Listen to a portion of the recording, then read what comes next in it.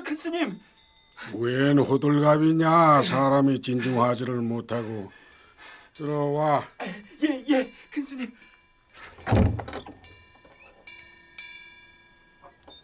어른 누가 죽기라도 했어? 숨 넘어가는 소리를 하게.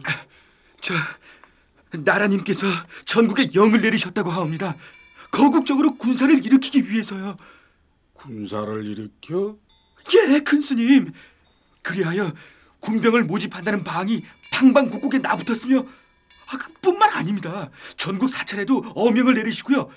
젊은 승려들로 하여금 승병을 조직해서 출정하도록 말씀입니다. 무슨 뚱딴지 같은 소리. 승병을 일으키다니. 국난이라도 발생했단 말이냐? 예, 큰 스님.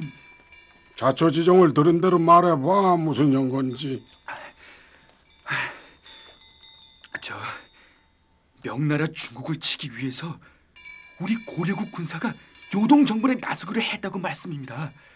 저 그러니까요, 북쪽 압록강을 건너서 만주의 요양성을 정벌하고 명나라의 굴복을 받아내자는 것입니다. 요동성을 정벌해서. 무엇이라고? 아니 요동정벌? 무화 큰 스님 또한 깜짝 놀래시고 어리둥절하지 않을 수 없었습니다. 관세음보살, 지금이 어느 시절이라고 군사를 일으켜? 만부당한 일. 1388년 우왕 14년 봄은 역사의 분수령이 되는 시기올시다. 낡은 고려 왕조와 새 조선 왕조가 시대와 역사를 바꾸는 갈림길의 고갯마루였습니다. 그것은 곧 이성계 장군의 위화도 회군이라 하는 역사적 사건에서 비롯합니다. 위화도 회군이란 나라의 어명을 받들고 명나라 만주 땅에 요동 정벌을 위해서 출정했던 고려국 군사가 그 사령관 중에 한 사람인 이성계에 의해서 압록강까지 나아갔던 군대의 말머리를 돌려서 수도 서울 개경으로 되돌아와 버린 엄청나고 무시무시했던 사건을 말합니다. 시쳇말로 표현하면 수문하시 중 이성계 장군은 군대의 명령 불복종 죄를 범하고 근무지 이탈을 감행함으로써 구태타적 사건을 일으킨 것입지요. 이제는 그 위화도 해군의 대강 줄거리를 말씀드리겠습니다. 무화 큰 스님은 승방에서 벌떡 일어나 신발을 제대로 신을 겨를도 없이 마당 한가운데로 내려쓰셨습니다. 큰 스님 어디로 가시옵니까? 알 것 없느니라. 원영이 넌 따라오지 말고 저리 가만히 있거라.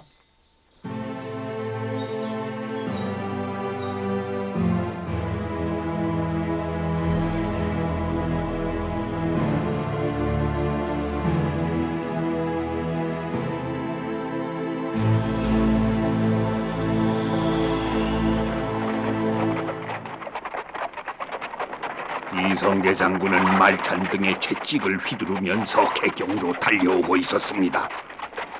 지금 그는 황해도 봉산의 임금님 사냥터에서 상감을 뱉고 분노와 허탈감에 빠져서 도성으로 정신없이 돌아오는 길이었었지요. 이성계 장군은 들으시오. 과인이 명나라의 요양성을 치려고 합니다. 여기 원로 대신 최영 장군과도 깊이 의논 끝에 과인이 내리는 어명입니다. 경은 마땅히 온 정성과 힘을 다하시기 바라는 바이요. 군사를 일으킬 수 없사옵니다. 불가능한 일이야. 불가능하고 말고.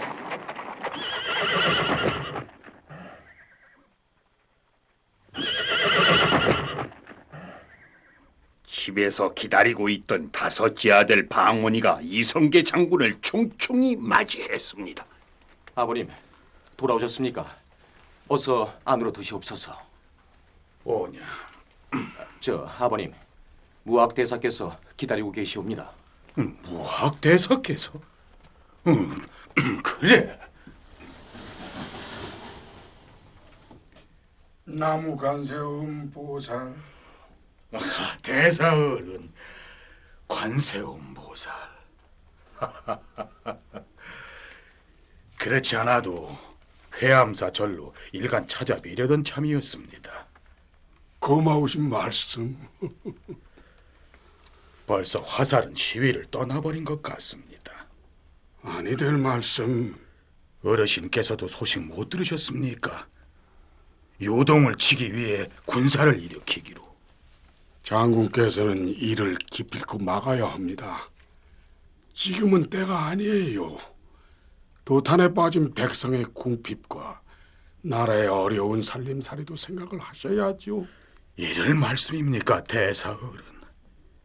해서히 답답하고 안타까울 뿐입니다. 불가능해. 결단코 불가능한 일.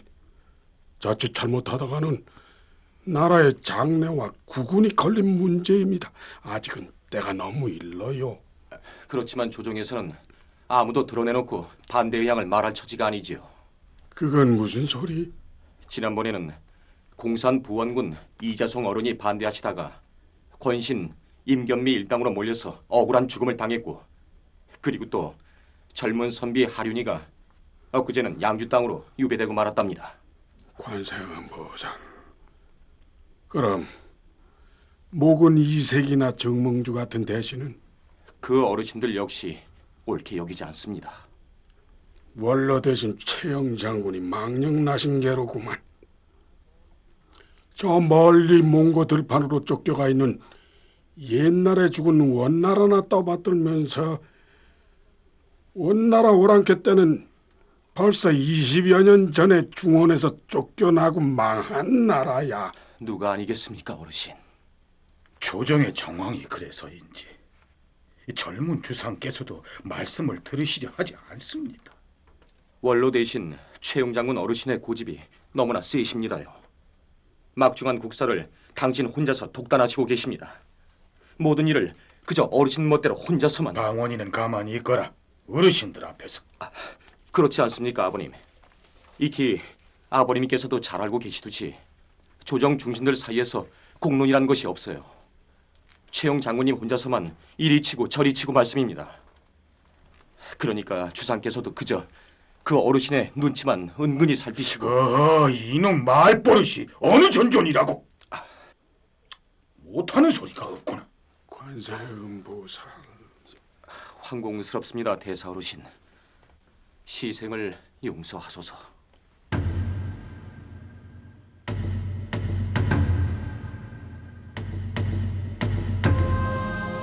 사건의 발단은 이렇습니다.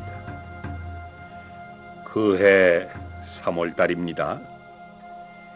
명나라에서는 자기네 요동백호 왕등명이란 자를 우리 조정에 보내서 철령 위에 설치를 일방적으로 공식 통보해온 것입니다.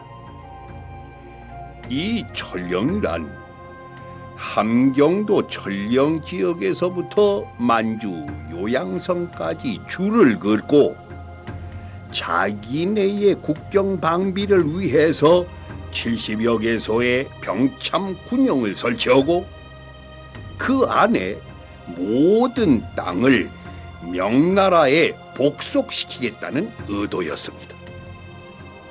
다시 말하면 함경도 북부 일부 지방과 압록강 서쪽의 우리의 옛 땅을 자기네 것으로 말씀입니다. 선왕 공민왕께서는 앞서 원나라 세력이 약해진 틈을 타서 영흥의 쌍성 총관부를 쳐 없애고 압록강 서쪽의 팔첨을 되찾아오는 등 지난 100여 년 동안 저들이 지배하고 있었던 사실상 우리들의 옛 땅을 되찾아온 적이 있습니다. 그런데 이번에는 명나라가 안정을 찾고 힘이 생기니까 그 지역을 자기네 영고지라고 우기면서 다시금 지배하겠다는 음흉한 속셈을 내보인 것이옵시다. 이거 예나 이제나 국제 정세의 냉혹함이란 요즘 우리나라 영토 독도 문제에서 보는 바와 같이 나라의 힘과 그 백성된 자의 의지와 용기를 곰곰이 생각해 보게 합니다.